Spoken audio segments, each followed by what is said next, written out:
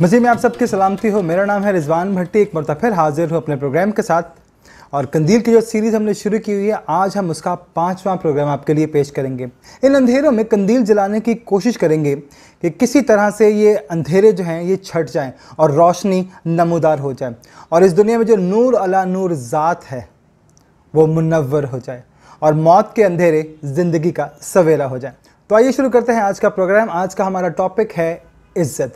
जिन लोगों को उर्दू से इंग्लिश ट्रांसलेशन करने का आइडिया है वो जानते हैं कि हमारी ज़ुबान में एक लफ्ज़ है जिसका अंग्रेज़ी में कोई नेमुल बदन है ही नहीं, और वो लफ्ज़ है इज़्ज़त। जो ट्रांसलेशन किया गया है उसका वो है ऑनर, और ऑनर हो ही नहीं सकता क्योंकि इज़्ज़त के तसव्वुर में गैरत भी शामिल होती है। और जब बहुत सारी बातें शामिल होती हैं जो अंग्रेज़ी के तसव्वुर में नहीं हैं, इसलिए हम इज़्ज़त नफ्स की बात करते हैं तो उसमें उर्दू का तर्जुमा करना वाकई बहुत मुश्किल हो जाता है कि कैसे किया जाए। हमारे यहाँ इज़्ज़त के नाम पर इज़्ज़तें लूटी जाती हैं, गैरत के नाम पे जाने ली जाती हैं।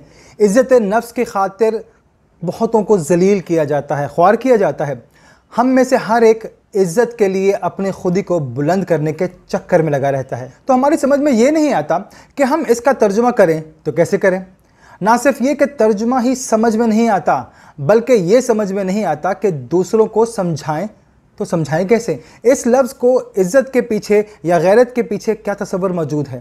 इज़्ज़त नफ्स हमारे लिए बहुत अच्छी है, इज़्ज़त के पीछे या गैरत के पीछे क्या तसव्वुर मौजूद है। इज़्ज़त नफ्स हमें बहुत अच्छी लगती है। आदमी को अपनी इज़्ज़त खुद करना चाहिए, खुद नहीं करेगा तो दूसरे इसकी इज़्ज़त कैसे करेंगे। तो लिहाजा कहते हैं कि दूसरों की इज़्ज़त करोगे तो तुम्हारी भी इज़्ज़त की जाएगी।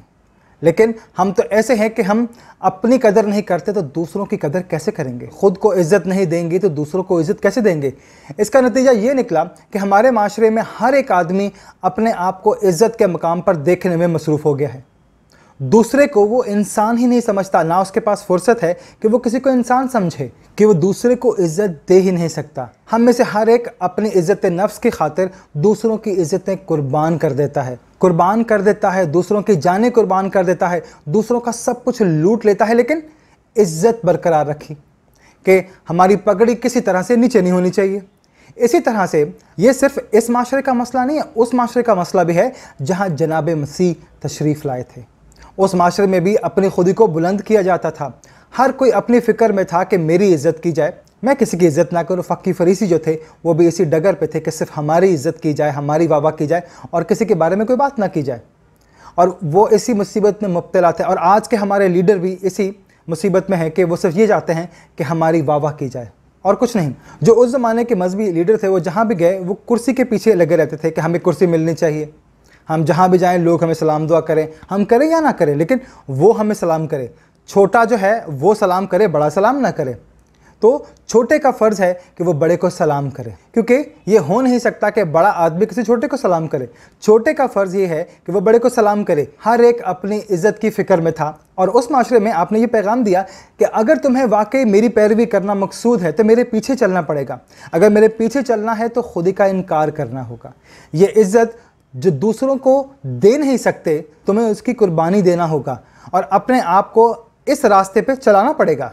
कहा कि मेरे सामने 2 रास्ते खुले हैं। एक ये है कि मैं तख्त पे बैठ जाऊं और हुकूमत करने लग जाऊं। जब तक बैठा हूं लोग मुझे माने, मेरी बात माने, और जब मैं इस दुनिया से चला जाऊं तो मुझे भूल जाएं।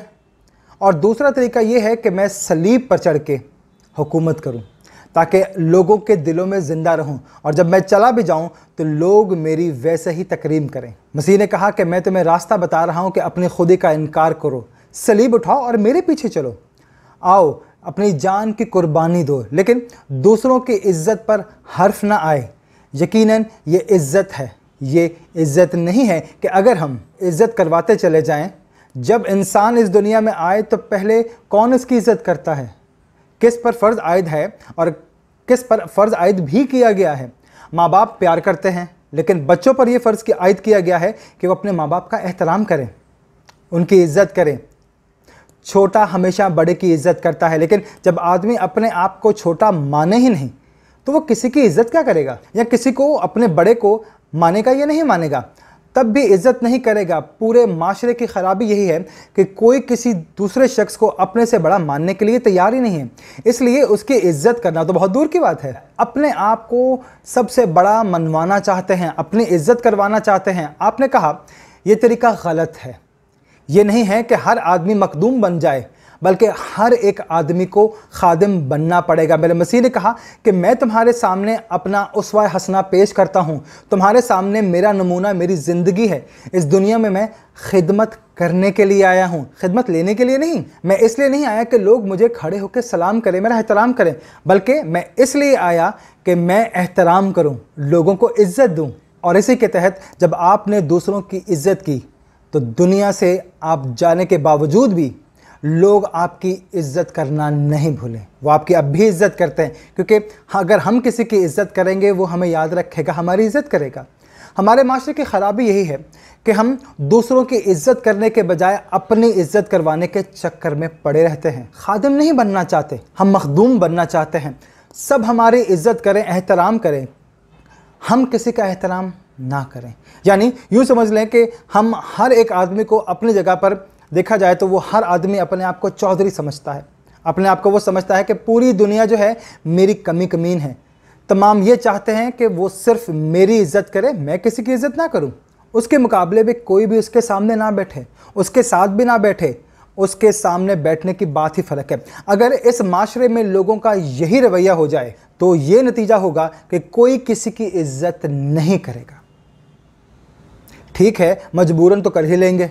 जब तक किसी के हाथ में डंडा है वो उसकी इज़्ज़त करेगा, दिल से नहीं करेगा लेकिन इज़्ज़त करेगा, क्योंकि इज़्ज़त करवाने के लिए आजकल हमने अपने हाथ में डंडा पकड़ लिया है कि मेरी इज़्ज़त नहीं करोगे तो मैं तुम्हें मारूंगा, मैं तुम्हारे साथ बहुत बुरा करूंगा। दिल से इज़्ज़त उस वक्त होती है जब आपको मालूम हो कि दूसरा आदमी आप में दिलचस्पी लेता है, आपसे प्यार करता है। आदमी से प्यार आपकी फलाह बहबूद की खातिर है, वो सब कुछ कर रहा है, आपका भला भी चाहता है। इज़्ज़त नफ्स का मसला ये है कि आप जब किसी को इज़्ज़त देंगे तो वो आपको इज़्ज़त देगा। मसला आपने इस तरह हल करना है कि आज भी हमारे माशरे में ये मसला दरपेश है कि एक आदमी दूसरे आदमी की इज़्ज़त उतारने पे तुला हुआ है। आज भी हमारे पास इसका कोई इलाज मौजूद नहीं है। हमारे पास इलाज क्या है? ये है कि हम हर एक को अपने से बेहतर समझें। हम दुनिया में बेहतरीन कौम नहीं हैं, हमारे ऊपर ऐसी कोई जिम्मेदारी आयद नहीं की गई कि हम तमाम दुनिया को सबक सिखाने के लिए हमें भेजा जाए।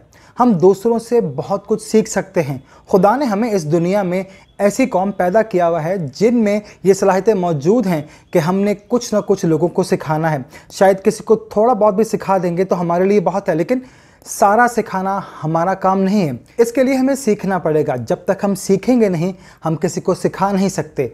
जब तक हम खुद को इज़्ज़त नहीं देंगे, हम किसी को इज़्ज़त नहीं दे सकते। तो ज़रूरी ये है कि आप दूसरों की इज़्ज़त करें, दूसरों का एहतराम करें, दूसरों की तकरीम करें। तकरीम इंसानियत का सबसे पहला सबक है कि इंसान दूसरे की इज़्ज़त करना सीखे, दूसरों को अपने से बेहतर समझे और सबसे पहले ख़ुद इज़्ज़त का मुजाहरा करे, फिर दूसरों से इज़्ज़त तलब करें। फिर कहीं जाकर आप उस मुकाम पर आएंगे, आपको वो मुकाम हासिल होगा जहाँ पे हम ये कह सकेंगे कि वाकई आदमी के लिए यह मकाम बनाया गया था। कि पहले इंसान ने भी अपनी इज़्ज़त खो दी, आज तमाम इंसान भी अपनी इज़्ज़त खो रहे हैं। हम अपने आप को बुलंद करने के चक्कर में हैं, इसलिए हम पस्त किए जाएंगे। हम में से हर एक ऊंचे मकाम पर बैठने की फ़िक्र में है। हमें ज़मीन पर उतरना होगा, इस दुनिया में रहना होगा, खाकसार बनना होगा। जब हम खाकसार बनेंगे तब कहीं जाकर आसमान के चांद तारे बन सकते हैं, वरना हम इसी मिट्टी में मिल जाएंगे और कोई भी हमारा नाम पूछने वाला नहीं होगा। आमीन।